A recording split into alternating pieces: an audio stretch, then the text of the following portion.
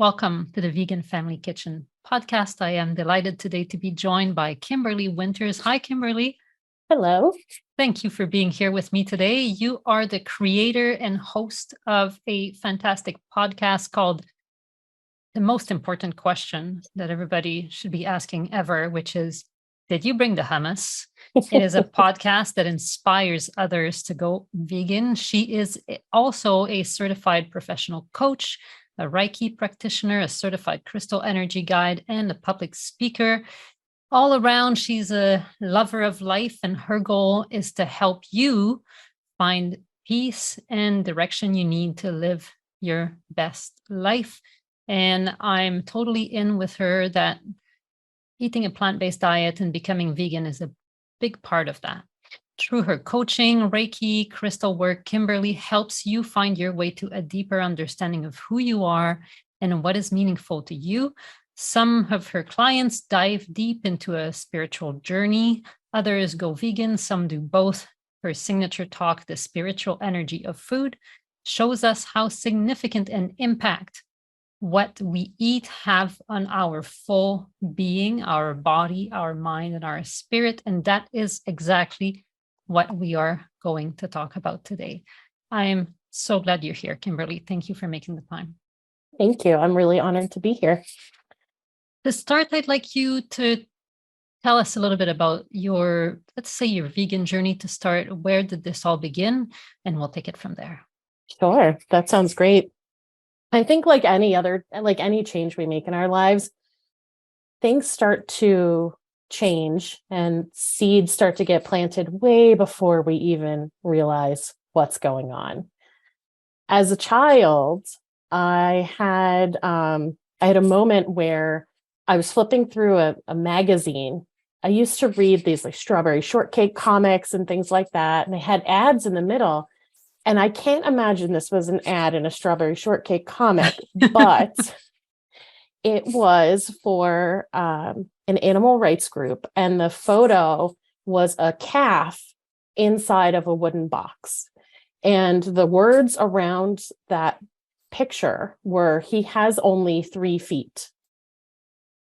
And as I read the description, I was probably 10 at this point. As I read the description of this calf in a box and explaining that the calf was chained there, and it was the purpose of chaining the calf in this box was to eventually kill him and turn him into veal.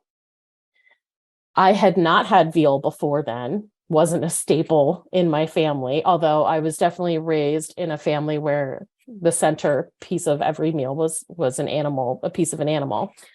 But I had never had veal, and I haven't my whole life because of that ad.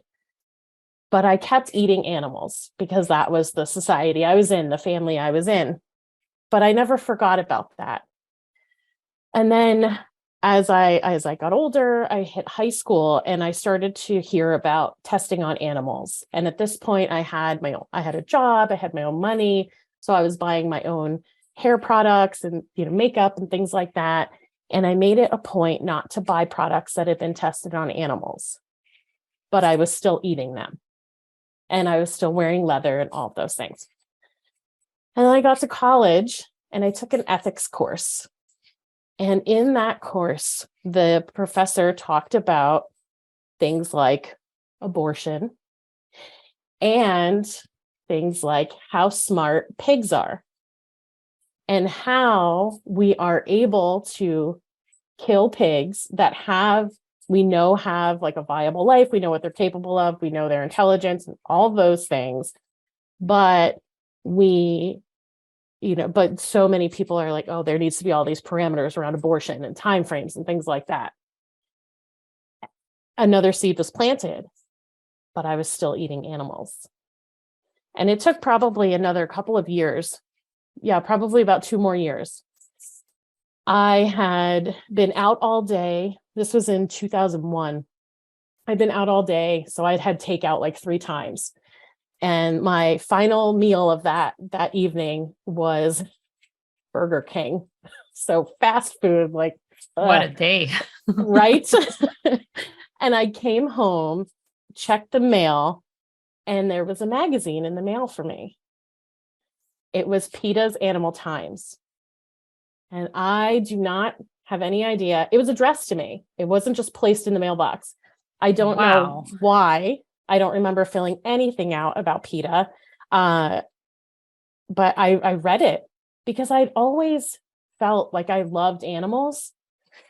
And I'd always cared about the environment. I was always picking up other people's garbage, things like that, turning off the water when my brother and I were brushing our teeth, so we're not using too much water. And I read that magazine cover to cover, and I was a vegetarian instantly. I was still eating cheese at that point. I also had no idea how to cook. So I took a few books out of the library to start to understand, what am I even going to eat as a vegetarian? Because I didn't like vegetables either. It was quite a process. And honestly, my family was kind of like, this will never stick. Kimberly doesn't eat vegetables. Okay, we'll see where this goes. Well, here we are, 20 plus years later. And veganism is not just a thing I do. It's a significant piece of who I am. And people would say, if you ask them to tell someone about me, that would 100% every single time be something that came up. I'm very intrigued by this magazine that showed up in your mailbox. And I think the PETA gods had been watching you since that ad when you were little. Yeah. But, speak of a sign, that you needed to receive. And there it was. And how did you go from being vegetarian to going vegan? So I knew, even when I went vegetarian after reading that issue of Animal Times, I knew that I wanted to be vegan. It was very clear within the magazine. Veganism was like the next step, but I didn't know what to eat. But also, cheese is super addictive and can be really hard to stop eating. I was also young and dating and, trying to figure out who I am in the world. And I'd been left during dates. I'd been dumped because guys couldn't share their food with me. There were a lot of so I was like, okay, for now, I'm just going to be vegetarian, which is really interesting because I was also that vegetarian who was like, listen to me, and here's why you need to stop eating animals. But I was still eating cheese. So it's all a learning curve, right? There's only so far away from the mainstream anyone is ready to go at any given time. Mm-hmm. I think, right? And it's funny you mentioned the dating thing, because I've always said, because I went vegan, I started going fully plant-based. My daughter was 1.5 years. I had been married for, 7 years, or I had been with my husband for about 7 years at that stage, or 8 years. And I always said, it would have been easier to go vegan when I was in my early 20s and unattached and didn't have a kid. And now that I'm listening to you, I'm thinking, actually, maybe it was a blessing that I had already secured a partner who also I knew, and I know that's something I'm very lucky about, because certainly not every life companion is prepared for the kind of change that comes with being vegan. But he was curious enough or trusting enough to take a few steps with me, although it was not easy. It was actually quite challenging. But now that I think about it, you know what? Maybe that was good, because I can imagine how much tension there would be in a fledgling of a relationship when you can't agree on what to eat for dinner. Right. And I eventually got really good with communicating the vegetarian thing right from the start. And, whether I met someone through a dating app, which I did a bit of back then, or I met them through a friend, that was one of the first things that I would tell them. And I was always very clear that I would not cook any animal products for them. So I've never made meat, because I didn't cook before I went vegetarian. So I have zero experience with that. Right. But I've always been very clear I don't handle animals and things like that. And people were either like, okay, or they said, I don't think this is going to work, which saved me a lot of A lot of grief. a lot of grief in the end. So I'm really glad that I figured that out. And so I would say to anyone listening in that situation, don't be afraid to just put it out there. Right. Yeah. And if they're not at all open to anything different in life, maybe it's better you don't get started Exactly. at all. Right. There is this, it's a cliche, but I often think there's some truth to it. Women marry thinking their husbands will change, and husbands marry thinking their wives won't change, and everybody's wrong. So, but I think everybody changes, but at their own pace, right? So what enabled you though to do the last step to vegan? What made it possible? Because as you say, cheese is very addictive. Living in society is complicated. What made it possible? I think I went back and forth a lot. I would go vegan for a year, and then I would, I don't know, for some reason decide to eat pizza or something, cow cheese pizza. And then I would be like, I really don't want to do this. It doesn't feel right. And then I would, kind of waver back and forth. And that went on probably for more years than I even can remember. And then it finally stuck in 2015, where I'd been doing so much work on myself and just trying to understand who I wanted to be and where was I going in life. And I finally said to myself, you are so out of alignment with who you think you are and who you want to be. And it just didn't make sense to still be eating cheese when I knew that it wasn't an industry I wanted to contribute to. It wasn't something I wanted people to, I didn't want to send the message it was okay to eat that.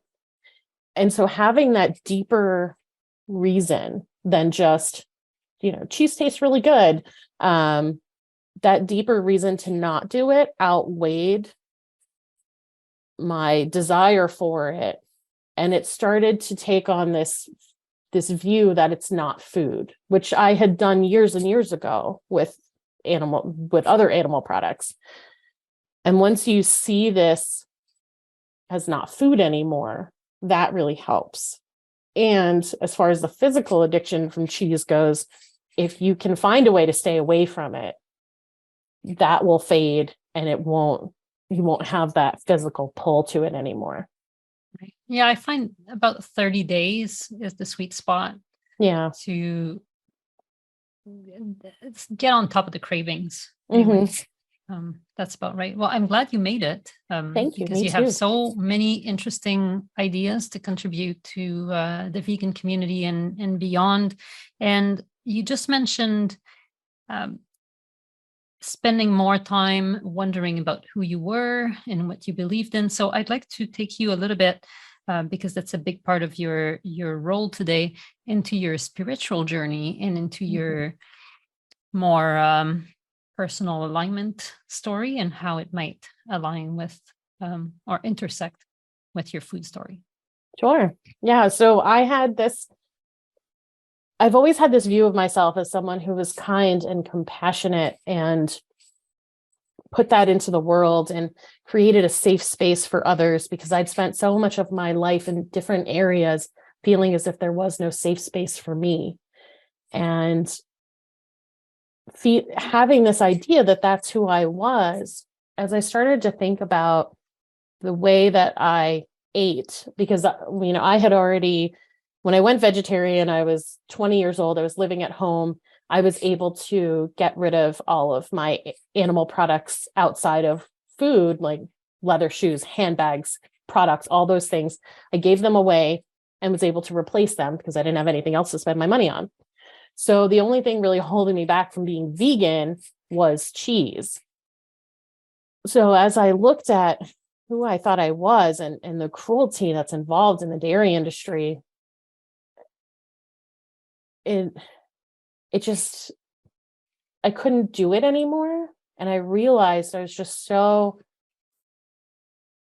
nothing about these things I thought about myself made sense while I was still consuming cheese. So that really started this kind of spiritual thing that I didn't realize was happening yet. And what kicked off that real spiritual moment in my life was in September of 2020. My soul cat passed away, and Cookie and I had been together for 12 years, and she had seen me through so much. Thank you. She'd seen me through so much, and I was just devastated to lose her. And when I thought about her not existing anymore, and just as a quick background, I've been an atheist, and a loud and proud atheist, since I was a small child. My mom knew from the time I was very young that I did not believe that God or anything like God was real, and I just was not into any of it. So I'd spent my whole life feeling like, when you're dead, that's it. And I've lost family members, I've lost friends. But when Cookie passed away, I had this moment where I thought, I cannot imagine a world where this perfect little cat does not exist in some way. And it got me thinking about energy and how, science says that energy can't be created or destroyed. It just kind of changes, right? So I started to think, well, how could she be different? Maybe she's still here in some way. So I kind of had started exploring that. And funny enough, I had actually done my level 1 Reiki about a year before that. So I was already playing with energy. It's so interesting how we can do things and have no idea what it's leading to. I had already been playing with energy, and then losing Cookie really got me thinking about it. And I started to piece together just how we are energy and the energy we share. And having already been vegan for so many years, I then started to think about the energy of us combined with the animals, and the way that it's a very different experience when you're eating a dish of plants versus plants that have been harvested versus eating a dish of animals who have been really tortured and then murdered. There's so much in that dish, that animal-based dish, this heaviness. The experience, whether we can notice it or not, this experience of consuming the body of someone who had lived such a sad and hard and really miserable, terrifying life, to meet an end that also can be described by those words. There's energy still in the flesh of those animals, the muscles of those animals that people are consuming. When we take that in, how does that affect our energy? Are we then showing up scared or maybe angry? The adrenaline rush that the animals experience before they're killed. When we consume the muscles that have been flooded with that adrenaline, I started to think about how the kind of person that I was before, how angry I could get when I still was eating animals. And I had some things happen in life, as we all do, that also contributed to that. But I still am working through those things, and I'm not angry the way I used to be when I ate animals. I had a conversation with someone where they were talking to me about, well, what about the way that things have changed within a slaughterhouse? And they talked about Temple Grandin and creating this maze almost, right, that the animals walk through. And my thought on that is that makes us feel better as humans. It doesn't make the animals feel better. The animals are just as tuned in, whether they can see what's happening or they just hear what's happening.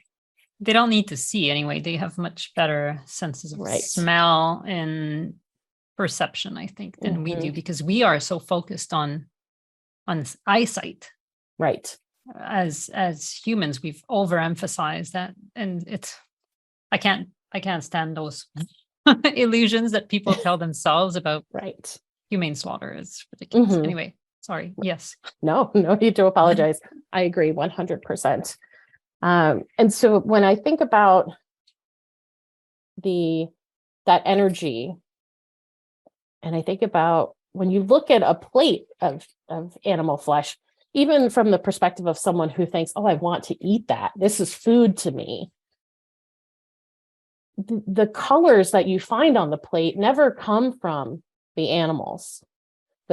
It's always very brown or gray or kind of whitish.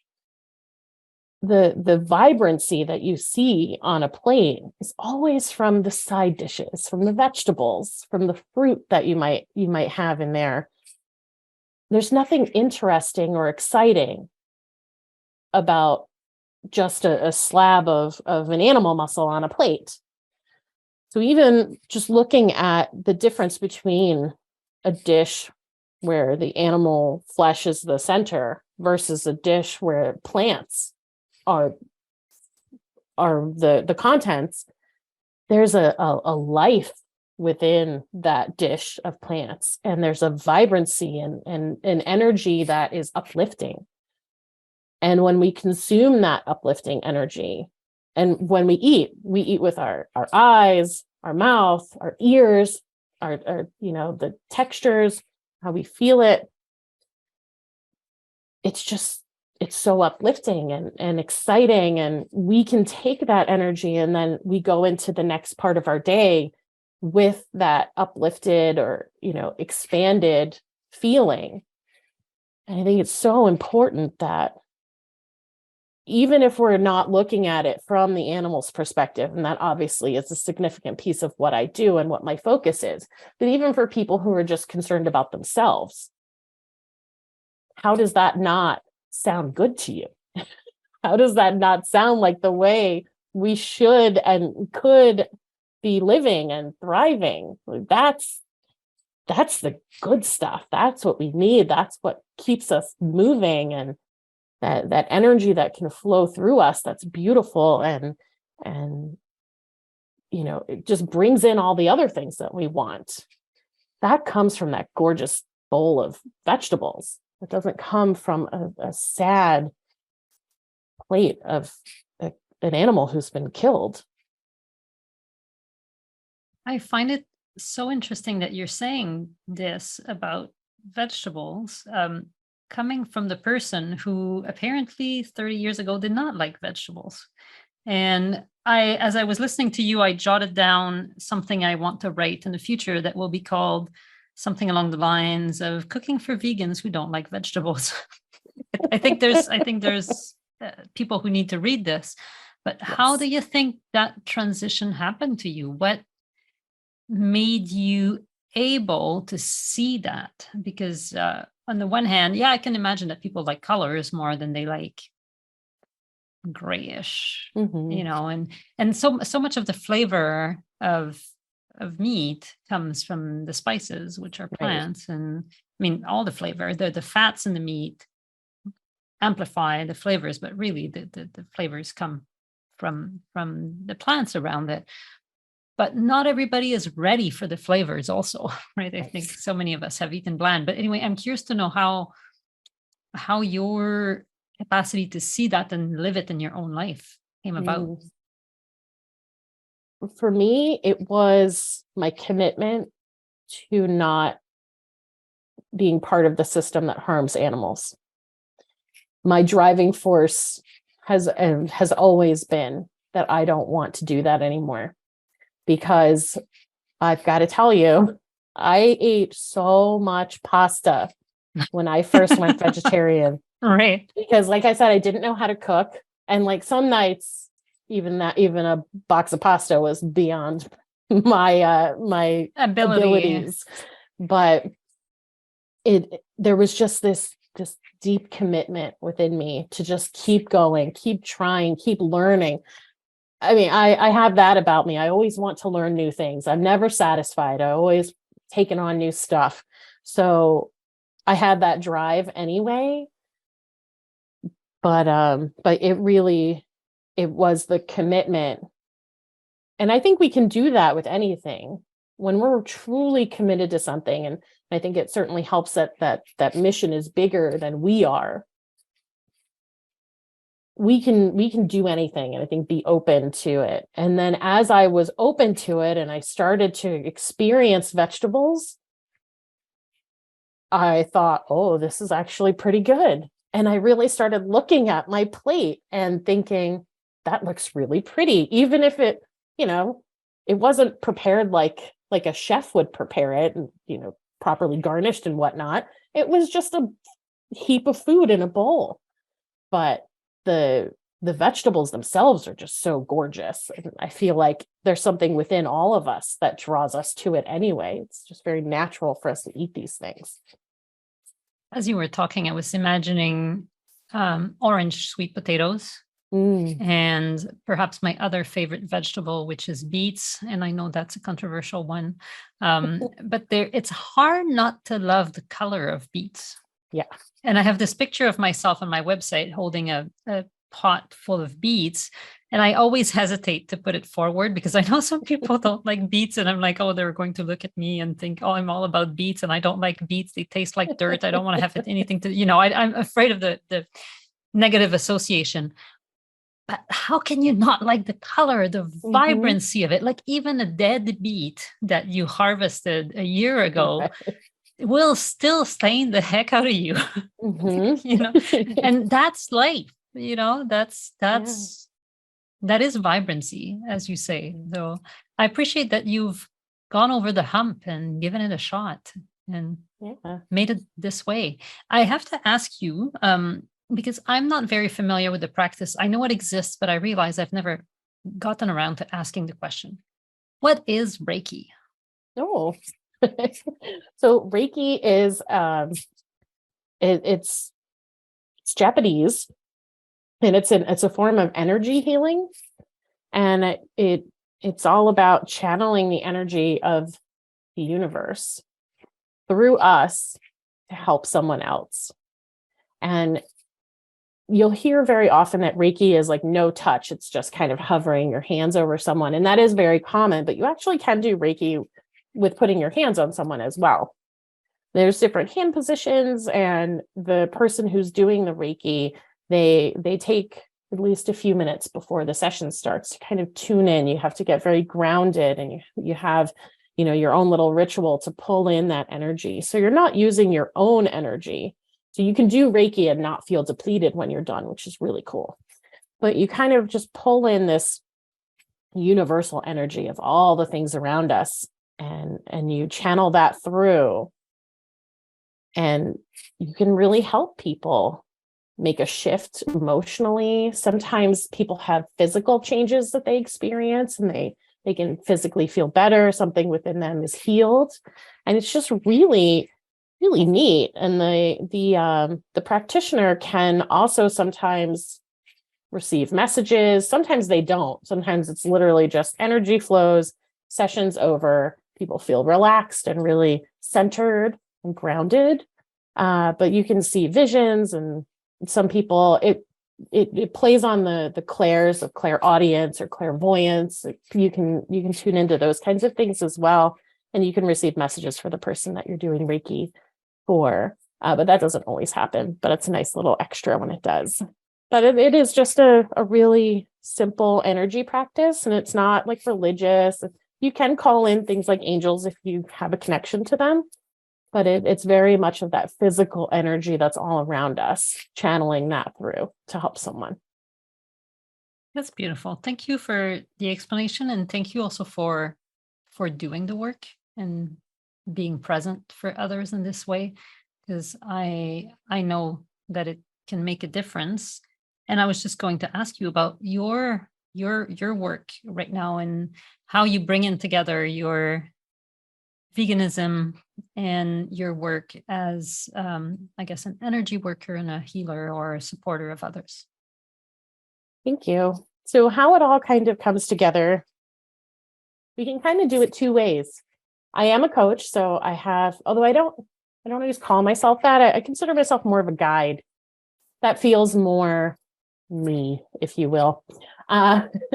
So I consider myself like a vegan guide, and people who are curious about making that shift from being non-vegan or pre-vegan, if you will, and moving to a vegan lifestyle. I have a process we can go through and help people slowly do that, or quickly if that's how they roll.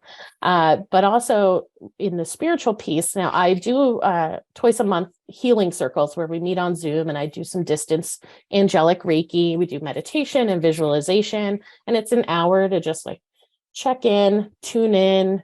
Sometimes we journal, sometimes people fall asleep. It's really, really nice. It's a really safe, comfortable space. And we explore energy and how we interact with it. And sometimes that can even start to plant the seeds towards veganism, even if it's not my focus. But it all kind of comes together in that the energy and the way we interact in our world, and the things that we buy, the food items or animals we consume, they all come together and kind of create the energy of who we are. And so through my work, I use the energy and the healing, but also just the truth and the honesty of the way food is created, prepared, raised in our country, in the Americas, and even like Australia and kind of various places around the world. When we tie all that together, we can figure out what our values are as we're looking at that spiritual piece, the world around us. We know who we want to be, even if we haven't uncovered it yet. There's always that like little piece inside of us. We feel a certain way about something. And even if we can't put words to it yet, that's like a kindling of who we want to be or who we truly are, and we haven't let out. And so that's what I help people do. Pull out that bit of who they are, really use their voice and make changes in their life that allow them to be fully aligned. And then they're able to show up in the world in their truest, best, most honest self. I love this so much. And I'm tempted to ask you one last question. If someone is listening to this and it's talking to them, but they feel that they have a lot of barriers, maybe, this all sounds nice, but it's not for me because, pull out the list of reasons why it's not for them. What would you like them to think about? What would you like to seed, to plant, to do in your own turn, you're planting seeds in others. So what would you do? What would you like them to know? I would like them to know that they can do whatever they want. And the barriers can be worked around, jumped over, pushed down.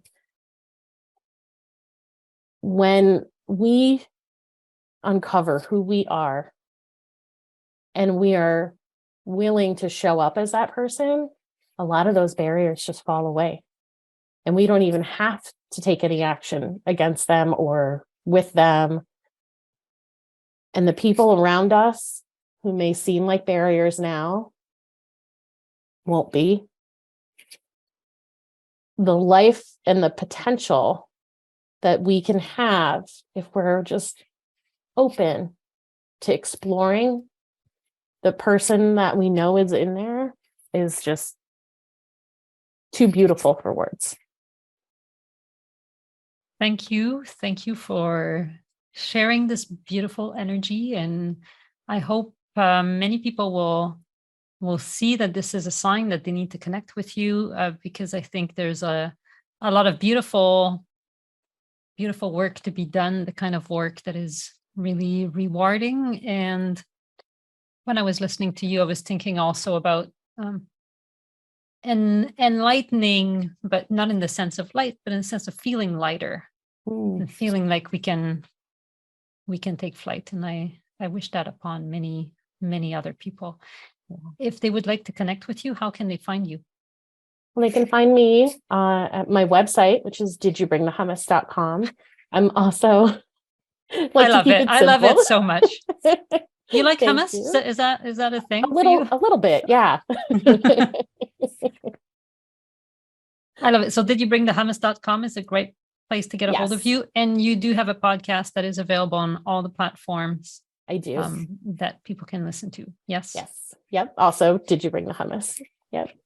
Fantastic. Well, I sure will be bringing my hummus, and we will mix it up with pasta because it does make a wonderful dish with some colorful roasted vegetables. And I very much look forward to cooking something up with you again in the future. Me too.